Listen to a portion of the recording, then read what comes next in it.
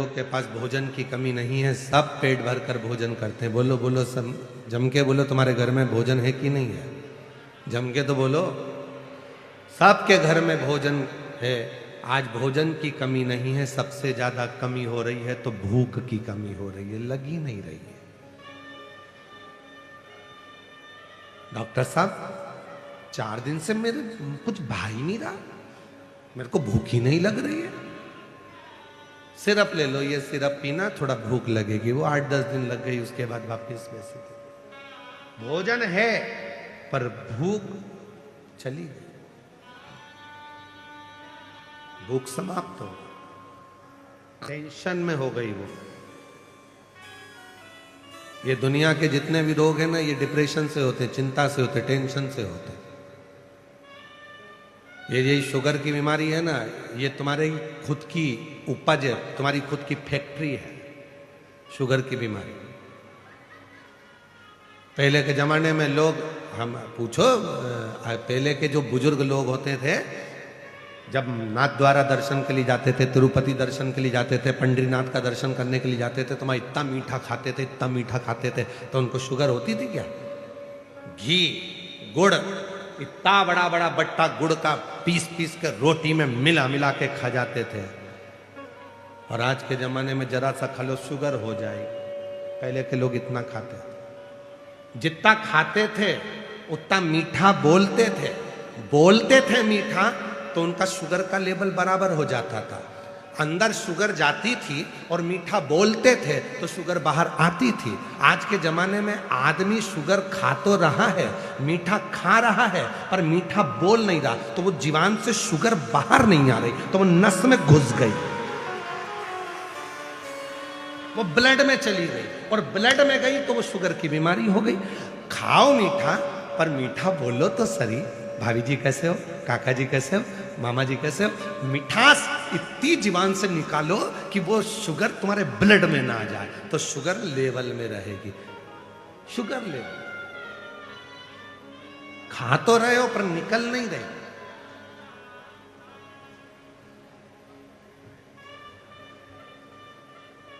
निकल नहीं।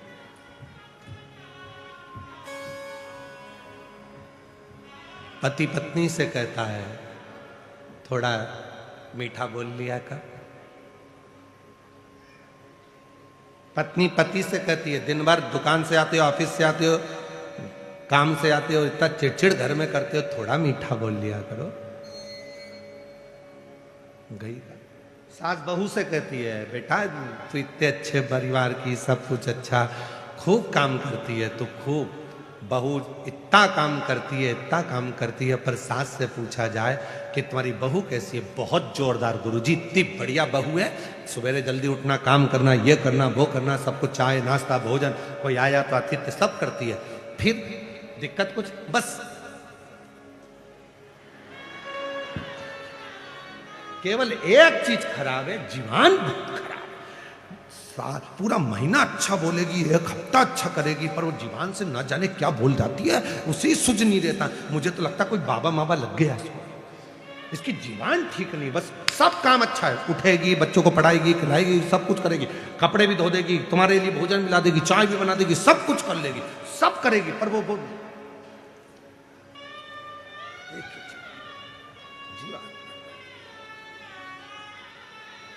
भोजन है, पर आज के व्यक्ति के पास में भूख नहीं है, क्योंकि वो चिंता में जी रहा। और शिव महापुराण की कथा टेंशन से मुक्त करती है, चिंता से, टेंशन से। जितनी भूख तुम्हें घर में नहीं लगती, उतनी भूख तुम्हें कथा में लगती है, उतनी भूख लगती है। घर पे तुम 2 रोटी खाओगे और पेट भरा जाएगा, पर किसी भंडारे में, कोई भी भंडारा हो रहा हो, हनुमान जी का, राम जी का, दुर्गा जी का, पंडरीनाथ का, हरि विठल का, शिव पुराण का, कोई भी भंडारा हो रहा हो, मैं इतना मन लगेगा कि 2 रोटी की जगह 4 निपटाओगे, और एक्स्ट्रा माल अलग, चावल भी आन दो, मीठा भी आन दो, नमकीन भी आन दो, चलने। क्यों? टेंशन मुक्त हो। घर पे रहते तो चिंता रहती है, यहां काय का टेंशन? उठेंगे आराम से। रात को 11-12 बजे तो हम लोग शिवरात्रि का एंजॉय करा, खूब नाचे कूदे आनंद किया। अब उठे हैं, उठ के फिर आराम से सब काम होगा और बाबा पर भरोसा कर कर आश्रित होगा। तो भोजन तो सबके पास है पर भूख नहीं। और आपसे एक बात और पूछें, आपके घर में सोने के लिए बिस्तर है कि नहीं है? जम के बोलो जरा। सबके घर में बिस्तर है ना? बिस्तर सबके घर में। डनलप के गद्दे भी हैं, किसी के यहाँ चिफोम वाले गद्दे भी हैं, मखमल का कम्बल भी है, एसी भी, कूलर भी, पंखा भी, सब कुछ है, पलंग भी है, बिस्तर भी है, पर नींद कहीं चली गई, आती ही नहीं। भोजन है, भूख चली गई, बिस्तर है, नींद चली गई। डॉक्टर साहब मुझे नींद नहीं आ रही है।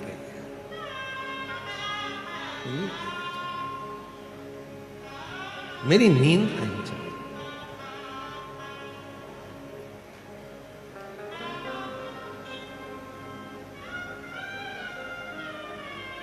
महाराज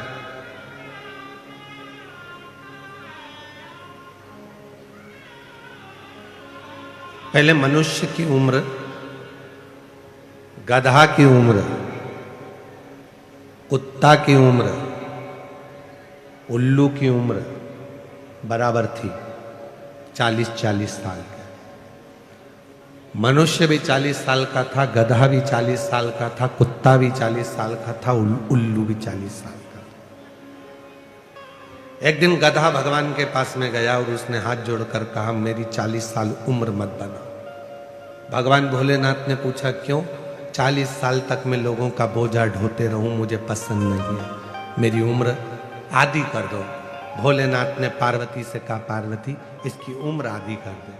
पार्वती जी ने गधे को 20 साल का बना दिया।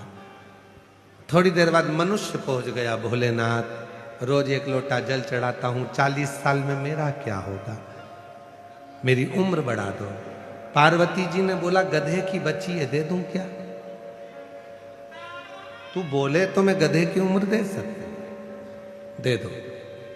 गधे के 20 साल जो बचे थे आधे, वो मनुष्य को दे दिए। कितने साल का हो गया? जम के बोलो, 60 का। अब तुम खुद अपने हृदय पर हाथ रखकर देखना, 40 साल तक मनुष्य अपनी जिंदगी को सही जीता। जो खाएगा पचेगा, जो कपड़ा पहनेगा जचेगा, जो पहनेगा उसके चेहरे पर, उसके तन पर सब अच्छा लगेगा 40 साल तक। 40 के बाद जो गधे की उम्र लगी है 20 साल एक्स्ट्रा, 60 साल तक मनुष्य गधे जैसा बोझा ढोता है। बच्चों की शादी करना है, बच्चों का ब्याह करना है, पढ़ाना है, बहन के घर मायरा भरना है, नाना जी के यहाँ जाना है, रिश्ते निभाना है, ये सारा बोझा वो 60 साल तक अपने कंधे पर रखता है। 60 साल। थोड़ी देर के बाद कुत्ता आ गया भगवान के पास में, भोलेनाथ मेरी उम्र 40 साल तुमने कर दी, मैं लोगों के दरवाजे पर बैठा रहूं, भौंकता रहूं, चिल्लाता रहूं, ये मुझे अच्छा नहीं लगता, मेरी उम्र कम कर दो। भोलेनाथ जी ने कहा, कितनी कम कर दे? बिल्कुल आधी कर दो, आधी कर दो। कुत्ते की उम्र 20 साल कर दी पार्वती जी ने। थोड़ी देर बाद मनुष्य फिर आ गया, बाबा 60 साल में मेरा क्या होगा? पार्वती जी बोली, कुत्ता की बची है, चलेगी, ले जा। 20 कुत्ते की जोड़ दो, कितने का हो गया? जम के बोलो, 80। कुत्ता कहां रहता है? दरवाजे पर। कुत्ते को भोजन कहां दिया जाता है? दरवाजे पर। रखा कहां जाता है? बाहर।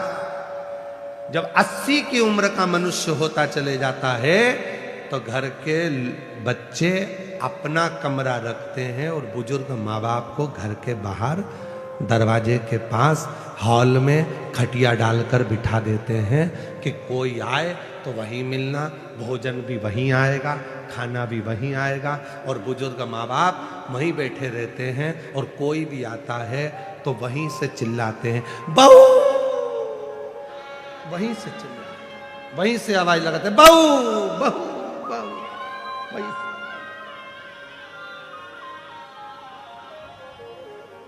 80 साल की उम्र में मनुष्य दरवाजे पर पहुंच जाता। बची उल्लू की उम्र तो उल्लू आया, बाबा मेरी उम्र आधी कर दो। भगवान ने कहा आधी उम्र? हाँ आधी, हाँ।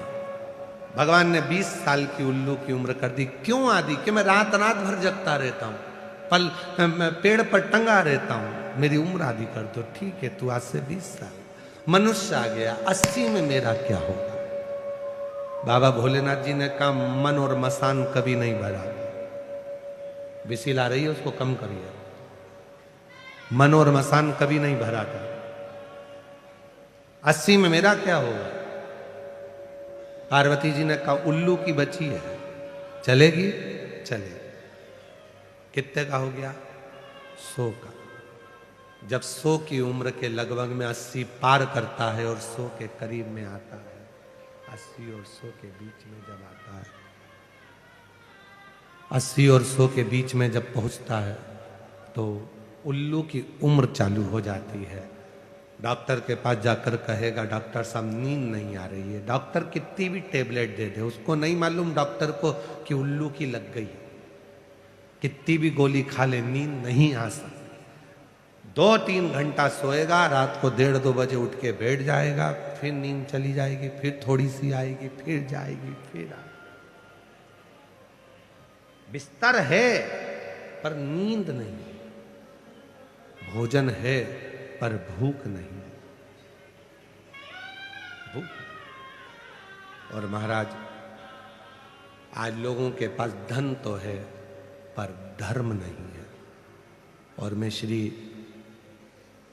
श्रीमान रसिक लाल जी, माणिक चंद जी धारीवाल जी के इस पूरे परिवार को, श्री प्रकाश जी धारीवाल जी को, श्रीमती दीना भाभी जी को, उनके बेटे चिरंजीवी आदित्य जी को, उनकी बेटी साक्षी को, उनकी बहनों को, दामादों को, सबको साधुवाद देता हूं कि आपके यहाँ धन भी है और धर्म भी है। आपके यहाँ धन भी है और धर्म भी है।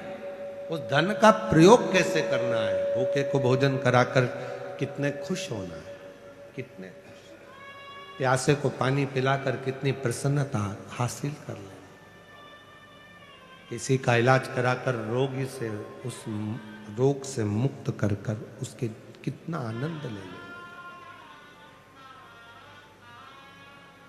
भूख है, भोजन है पर भूख नहीं है, बिस्तर है पर नींद नहीं है। और आज लोगों के पास धन है पर धर्म नहीं है। पर जिसको देखना है एक बार श्री रसिक लाल जी, माणिक चंद जी धारीवाल परिवार में आकर देखो कि धन भी है तो धर्म भी है। दोनों धन के साथ में धर्म भी इनके भीतर, संस्कार भी इनके भीतर।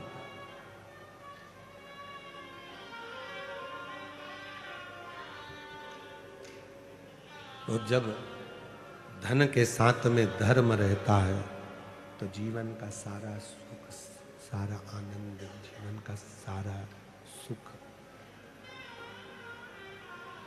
अपने आप प्राप्त होने लगता है, अपने आप। आज व्यक्ति